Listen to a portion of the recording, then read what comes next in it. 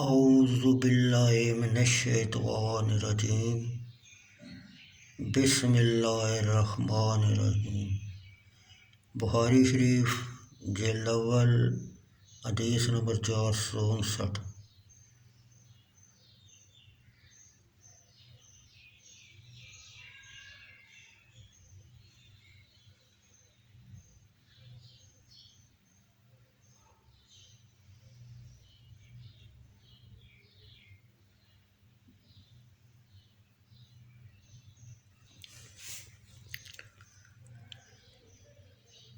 لوگوں کی گزرگاہ میں مسجد تعمیر کرنا جائز ہے اگر لوگوں کو اس کی تکلیف نہ ہو۔ حضرت حسن بصری، ایوب سختانی اور مالک بن انس رضی اللہ تعالیٰ عنہ کا یہی مذہب ہے۔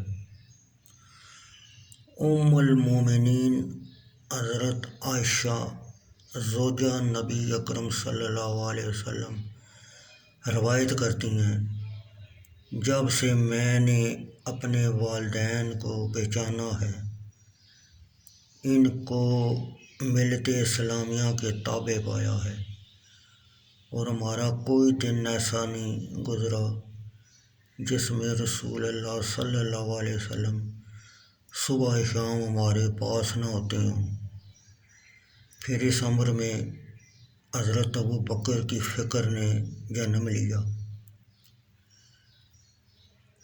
اور اپنے گھر کے صحن میں ایک مسجد بنائی اور اس میں نماز پڑھنے اور تلاوت قرآن کرنے لگے۔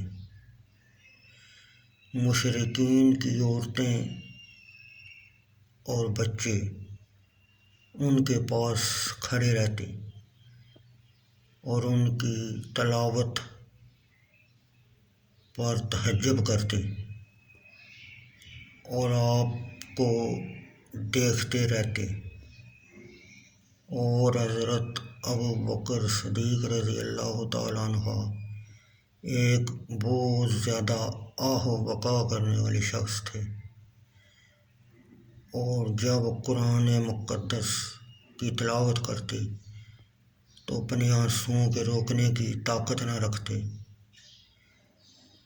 اس بات سے قریش کے سردار خوف زدہ ہو گئے، کہیں ہماری عورتیں اور بچے دین اسلام کی طرف مائل نہ ہو جائیں۔